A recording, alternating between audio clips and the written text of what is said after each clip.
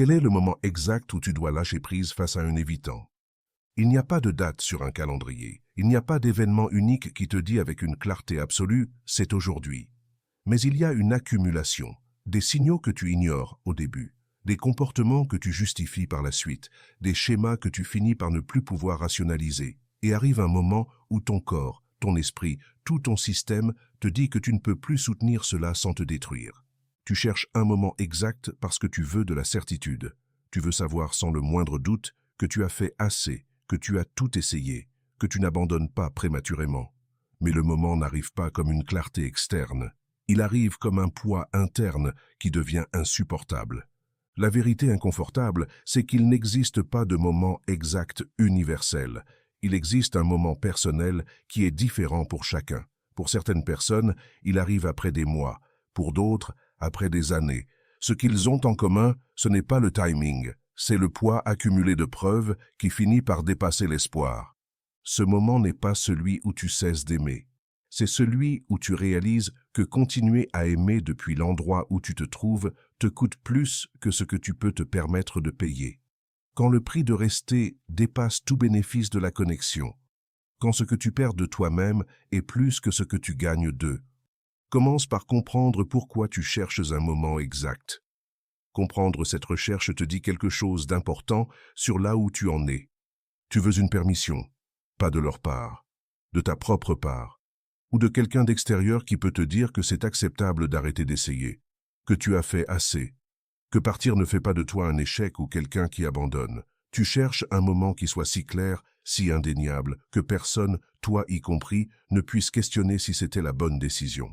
Cette recherche de certitude te garde coincé plus longtemps que la relation elle-même ne le justifie. Parce que tu attends une clarté qui est externe et absolue. Mais cette clarté n'existe pas. Ce qui existe, c'est une accumulation de données que tu choisis soit de voir, soit d'ignorer. Le moment que tu cherches n'est pas là-bas en train d'attendre d'être trouvé. Il est déjà ici, enfoui sous des couches de rationalisation et d'espoir. La première couche de signaux apparaît tôt. Ce sont des signaux que ton système enregistre, mais que ton esprit rejette. Tu les ressens, mais tu n'agis pas en conséquence parce qu'individuellement, ils semblent gérables, explicables, pas assez graves pour justifier un départ. Tu remarques que ces retraits deviennent plus longs. Ce qui était 2 jours de distance est maintenant 5. Ce qui était 1 semaine est maintenant 2 semaines. Le schéma s'intensifie, mais tu te dis que c'est temporaire. Il est stressé. Le travail est exigeant. La situation familiale est difficile. Tu crées un récit qui explique l'augmentation sans reconnaître ce que cela signifie. Sa capacité à la proximité se rétrécit. Elle ne s'élargit pas. Ton anxiété concernant la relation n'est plus occasionnelle. Elle est constante. Tu te réveilles avec. Tu traverses ta journée avec. Tu t'endors avec. Il y a un bourdonnement de fond d'inquiétude qui ne disparaît jamais complètement. Va-t-il répondre aujourd'hui? Est-ce qu'il se retire encore? As-tu dit quelque chose de mal? Ce n'est pas de l'anxiété relationnelle normale. C'est ton système qui te dit que quelque chose ne va fondamentalement pas. Mais tu normalises. Tu te dis que toutes les relations nécessitent un peu d'anxiété. Tu ne reconnais pas encore que ce niveau d'inquiétude constant est un signal, pas du bruit. Tu fais tout le travail émotionnel, tu inities chaque conversation difficile, c'est toi qui essaies de maintenir la connexion, c'est toi qui gères les cycles, c'est toi qui t'adaptes à ses besoins pendant que tes besoins s'accumulent sans être satisfaits. Ce déséquilibre est visible, mais tu l'expliques comme temporaire. Une fois qu'il aura travaillé sur ses problèmes, une fois qu'il se sentira plus en sécurité, une fois qu'il comprendra que tu ne vas nulle part, alors l'équilibre viendra. Tu attends une réciprocité qui n'a aucune preuve d'arrivée. Tes amis expriment leur inquiétude. Pas une fois, à répétition. Ils te voient souffrir. Ils te voient trouver des excuses. Ils te voient plus petit que tu ne l'étais avant cette relation. Leur inquiétude n'est pas qu'ils ne te soutiennent pas. C'est qu'ils voient ce que tu ne peux pas encore voir parce que tu es dedans. Mais tu défends la relation. Tu expliques les nuances qu'ils ne comprennent pas. Tu protèges ton choix de rester. Leur inquiétude devient quelque chose à éviter plutôt que quelque chose à considérer. Tu remarques que tu te changes toi-même pour réduire son inconfort. Tu parles moins de tes sentiments. Tu as moins besoin de lui. Tu te fais plus petit, plus silencieux, moins exigeant. Pas parce que c'est qui tu es, parce que c'est ce qui semble le plus sûr autour de lui. Tu gères son confort au détriment de ton authenticité. Cette adaptation ressemble à de l'amour. C'est en réalité de l'abandon de soi. Mais tu ne le vois pas encore parce que tu appelles ça de la compréhension et de la patience.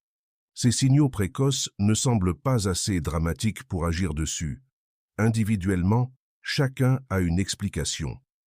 Ensemble, ils te disent quelque chose que ton esprit n'est pas prêt à entendre. Ça ne s'améliore pas, ça établit une base de ce que tu accepteras. La deuxième couche de signaux est plus sévère. Ce sont des schémas que tu ne peux pas manquer mais pour lesquels tu rationalises des explications élaborées, expliquant pourquoi ils sont acceptables ou temporaires.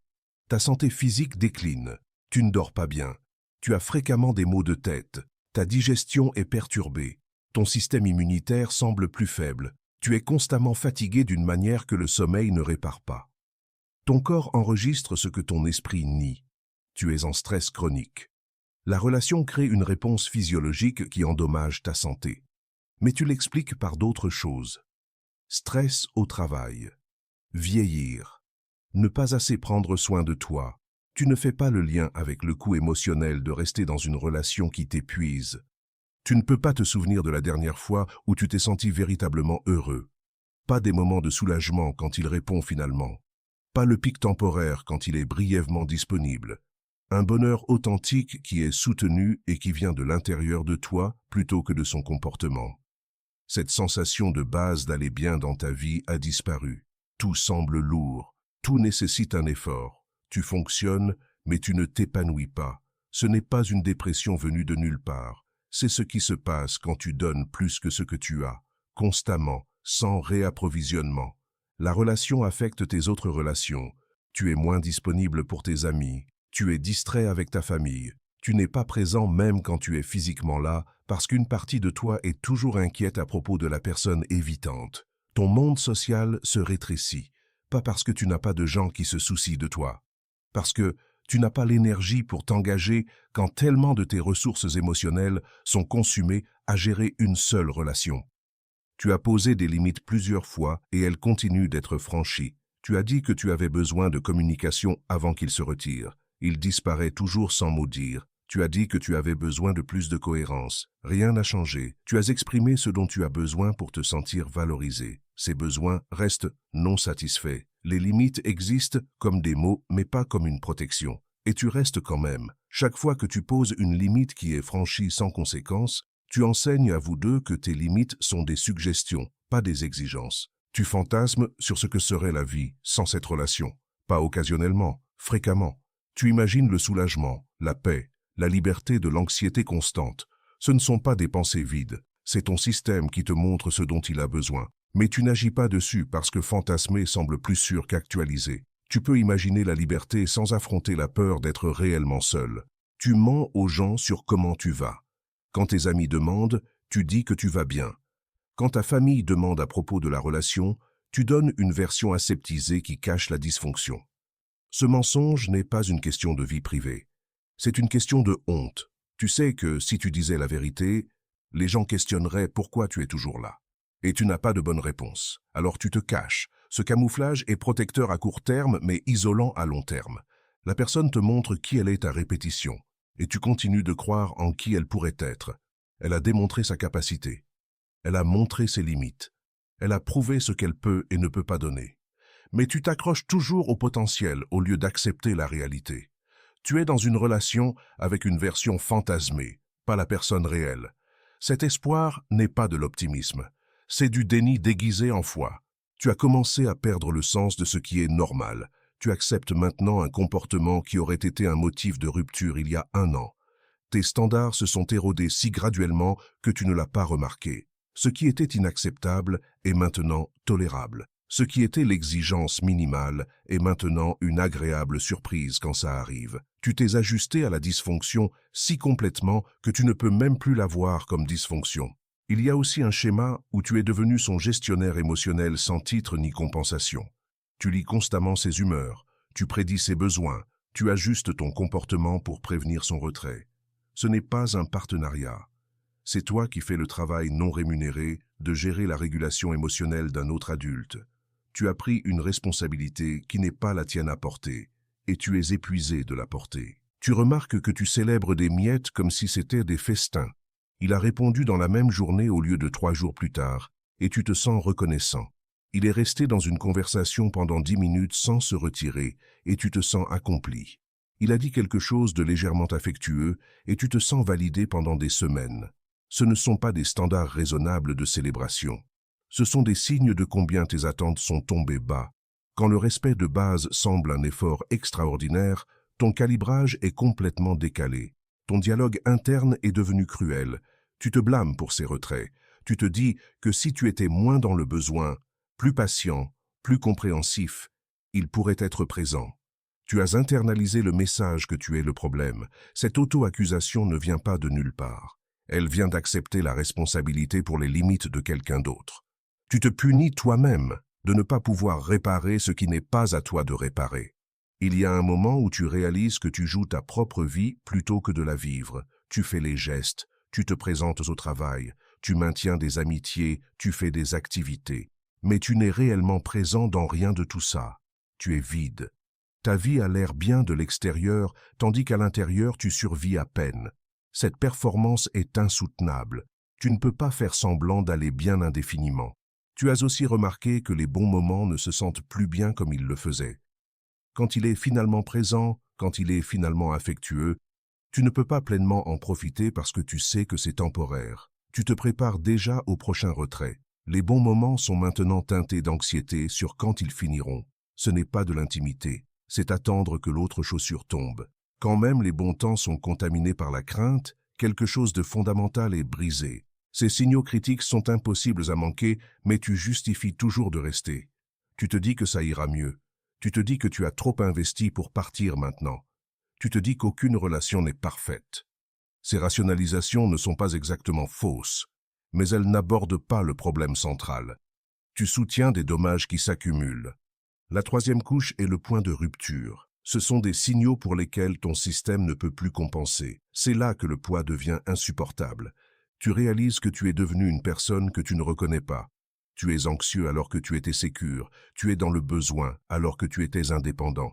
Tu cherches constamment du réconfort alors que tu te faisais confiance. La relation n'a pas fait ressortir une meilleure version de toi. Elle a créé une pire version. Et tu ne peux même pas les blâmer, parce que c'est toi qui es resté pendant que ça se passait. Il y a un moment où tu supplies, vraiment supplies, pour du respect de base, pour de la communication de base, pour de la considération de base, et alors que les mots sortent de ta bouche, tu t'entends toi-même et quelque chose se brise, parce que tu sais que tu ne devrais pas avoir à supplier pour un traitement minimum. Tu sais que supplier pour des miettes signifie que tu as perdu toute dignité. Ce moment de t'entendre supplier est souvent le moment où tout cristallise. Tu captes un aperçu de toi-même dans le miroir pendant un moment particulièrement difficile et tu ne reconnais pas la personne qui te regarde. Il y a de l'épuisement dans tes yeux. Il y a de la défaite dans ta posture. Tu ressembles à quelqu'un qui mène une bataille perdue depuis trop longtemps. Cette reconnaissance visuelle de ce que cela te fait physiquement peut être un choc que les mots n'ont jamais été. Quelqu'un que tu respectes te dit directement « ça te détruit ». Pas « c'est difficile » ou « les relations demandent du travail », mais « ça te détruit ». Et au lieu de défendre, tu ressens du soulagement que quelqu'un l'ait finalement dit à voix haute. Ce soulagement te dit que tu le savais déjà. Tu attendais juste la permission de le reconnaître. Tu as une crise de panique, ou un effondrement, ou un moment où tu ne peux pas arrêter de pleurer et tu ne sais même plus pourquoi tu pleures. Ton système est en court-circuit sous le poids qu'il ne peut pas porter. Ce n'est pas de la faiblesse. C'est ce qui se passe quand un humain essaie de soutenir l'insoutenable. Ton corps force ce que ton esprit ne choisira pas. La reconnaissance que ça doit s'arrêter. Tu réalises que tu lui donnes le pouvoir sur ton état émotionnel de base chaque jour. Que tu te sentes bien ou non dépend entièrement de son comportement.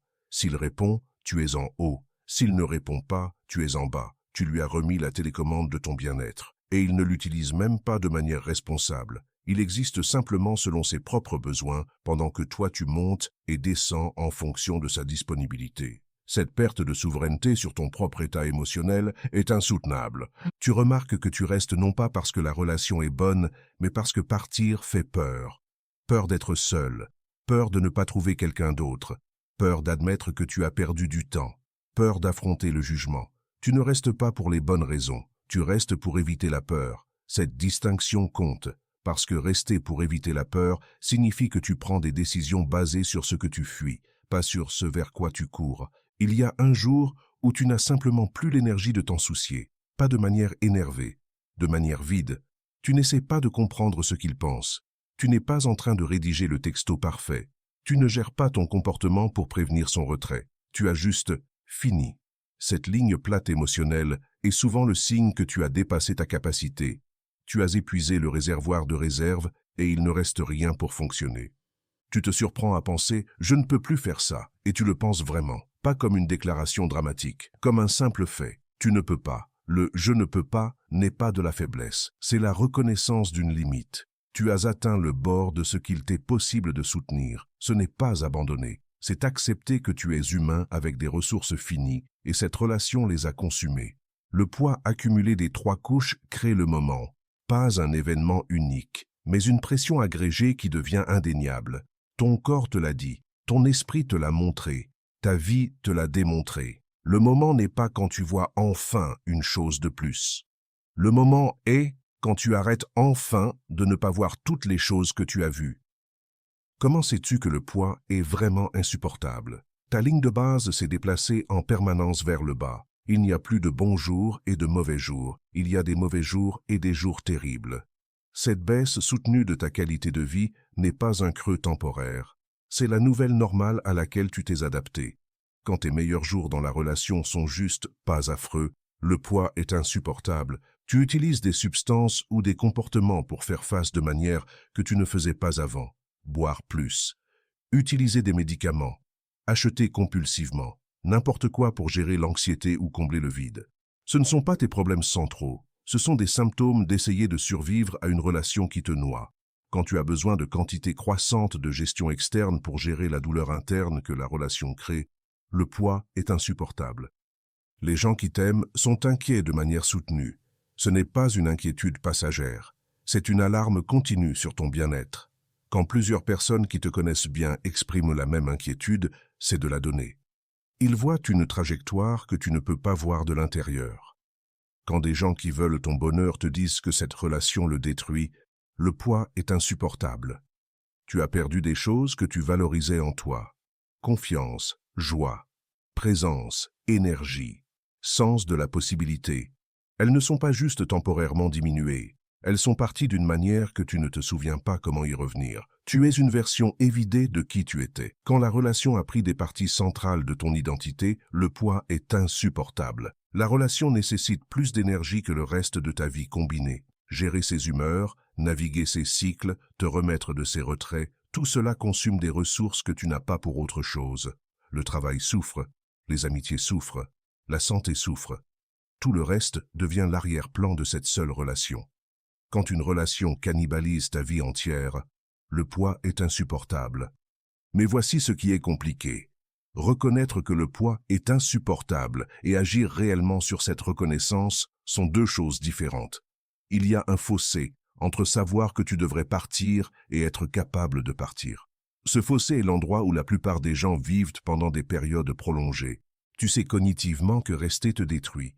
Les preuves sont accablantes, chaque signal est présent, mais tu ne peux toujours pas bouger. Ce n'est pas un manque d'intelligence ou de force, c'est ainsi que fonctionne le lien traumatique. C'est ainsi que le renforcement intermittent recable ton cerveau. Tu ne choisis pas de rester dans un sens simple. Tu es pris dans un schéma qui a des crochets biologiques et psychologiques que la connaissance seule ne peut pas défaire. Le fossé existe parce que partir nécessite de faire le deuil de ce que tu espérais, pas seulement faire le deuil de la relation, faire le deuil de la personne que tu pensais qu'il pourrait devenir, faire le deuil du futur que tu imaginais, faire le deuil du temps que tu as investi. Ce deuil semble insurmontable, alors tu retardes le départ en te disant que tu as besoin de plus de certitude, plus de preuves, plus de clarté. Mais tu as déjà tout cela. Ce que tu n'as pas, c'est la disposition à affronter le deuil. Il y a aussi un fossé parce que partir signifie admettre que tu avais tort. Tort sur sa capacité, tort sur ce qui était possible, tort sur ta capacité à l'aimer vers le changement. Cette admission semble un échec. Elle semble que tu as gaspillé des années. Elle semble que tu dois affronter tous ceux qui t'ont averti et dire qu'ils avaient raison. La fierté garde les gens dans des relations destructrices plus longtemps que n'importe quoi d'autre. Tu protèges ton ego de l'admission que tu as fait une erreur, et cette protection te coûte tout le reste. Le fossé persiste parce que partir nécessite de croire que tu iras bien seul. Si tu ne crois pas cela, si ton estime de toi est entièrement liée au fait d'être choisi par cette personne, alors partir semble choisir l'oblitération. Tu préférerais rester et souffrir que d'affronter le vide d'être seul. Ce n'est plus à propos d'eux, c'est à propos de toi, n'ayant pas construit de fondation d'estime de soi qui existe indépendamment de la validation externe. Ce qui ferme le fossé n'est pas un signal de plus. C'est atteindre le point où le coût de rester dépasse finalement le coût de partir, où la peur de te perdre toi-même devient plus grande que la peur d'être seul.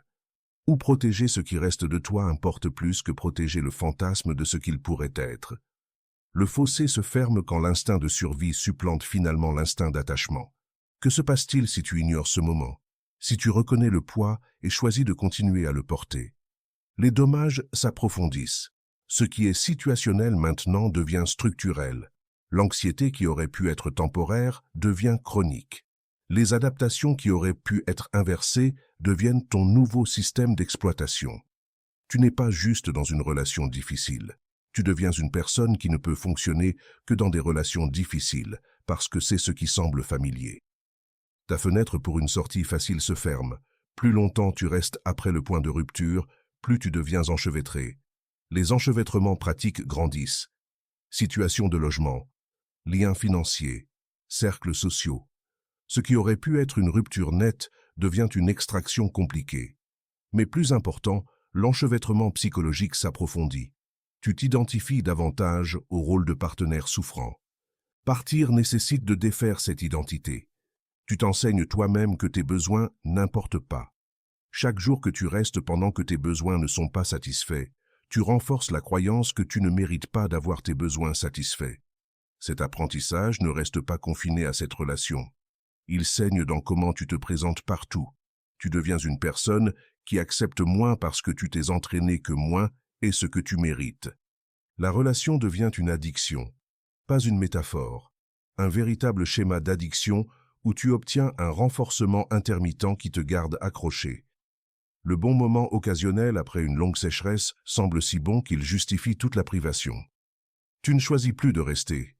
Tu es contraint de rester parce que ton système est câblé au cycle. Te libérer plus tard nécessite de le traiter comme une addiction, pas juste une relation.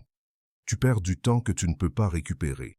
C'est une préoccupation spécifique pour les personnes qui veulent certains jalons de vie. Si tu veux des enfants et que tu passes des années avec quelqu'un qui ne peut pas s'engager pendant que ta fenêtre de fertilité se ferme, tu perds une option qui est sensible au temps. Si tu veux construire une vie avec quelqu'un et que tu es coincé dans un schéma avec quelqu'un qui ne peut pas construire, des années passent où tu aurais pu construire avec quelqu'un d'autre. Le temps est une ressource que tu ne peux pas réapprovisionner. Ton exemple affecte les gens autour de toi. Si tu as des enfants qui te regardent t'accepter ce traitement, tu leur enseignes à quoi ressemble l'amour. Si tu as des amis qui observent ta relation, tu modélises ce qui est acceptable. Ton choix de rester au-delà du point de rupture n'est pas juste personnel. Il se répercute vers l'extérieur dans ce que les autres croient être normal ou nécessaire d'endurer. Le départ éventuel devient plus difficile. Quand tu pars finalement après avoir ignoré le point de rupture pendant un temps prolongé, la récupération est plus longue et plus difficile. Tu ne guéris pas juste de la relation, tu guéris des dommages d'être resté trop longtemps. Tu guéris de t'être trahi toi-même à répétition en ne partant pas quand tu savais que tu le devais. Cette auto-trahison est souvent plus difficile à guérir que la relation elle-même.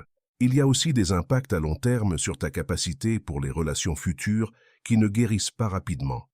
Quand tu restes au-delà du point de rupture, tu t'enseignes un schéma qui te suivra. Tu apprends à tolérer l'intolérable. Tu apprends à rationaliser l'inacceptable. Tu apprends à passer outre tes instincts quand ils te disent que quelque chose ne va pas. Ces apprentissages ne disparaissent pas juste parce que tu es finalement parti. Ils deviennent comment tu évalues toutes les relations futures. Ta capacité à te faire confiance est endommagée.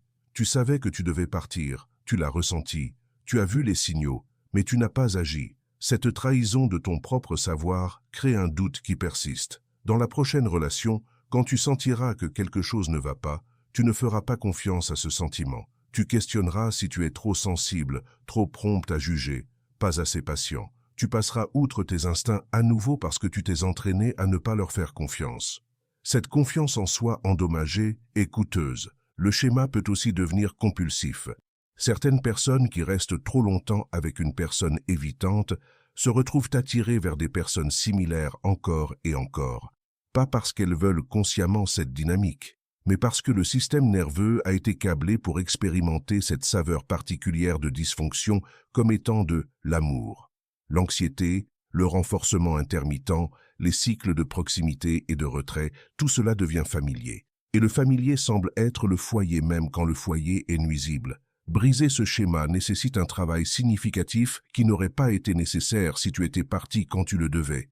Ta chronologie pour guérir s'étend significativement. Partir au point de rupture signifie que tu guéris de la relation. Partir des années après le point de rupture signifie que tu guéris de la relation, plus tous les dommages supplémentaires d'être resté, plus la honte d'être resté, plus la reconstruction de la confiance en soi, plus le défaite des schémas appris. Ce qui aurait pu être 6 mois de récupération devient 2 ans. Ce qui aurait pu être difficile devient atroce. Le coût se compose avec chaque mois que tu restes après le moment où ton système t'a dit de partir. Le moment exact n'est pas marqué par une date de calendrier ou un événement spécifique. Il est marqué par la reconnaissance interne que porter ce poids te coûte plus que ce que tu peux te permettre de perdre. C'est quand les dommages sont visibles et indéniables. C'est quand rester nécessite d'ignorer trop de vérité. C'est quand ton système hurle et que tu écoutes finalement. Tu sauras que c'est le moment non pas parce que quelqu'un te le dit, mais parce que continuer à rester semble choisir de te noyer quand le rivage est visible. Le moment est quand rester cesse d'être de la patience et devient de l'autodestruction. Quand rester cesse d'être de l'espoir et devient du déni. Quand rester cesse d'être de l'amour et devient de la peur. Si tu lis ceci et que tu te reconnais dans ces couches, tu es peut-être déjà à ce moment.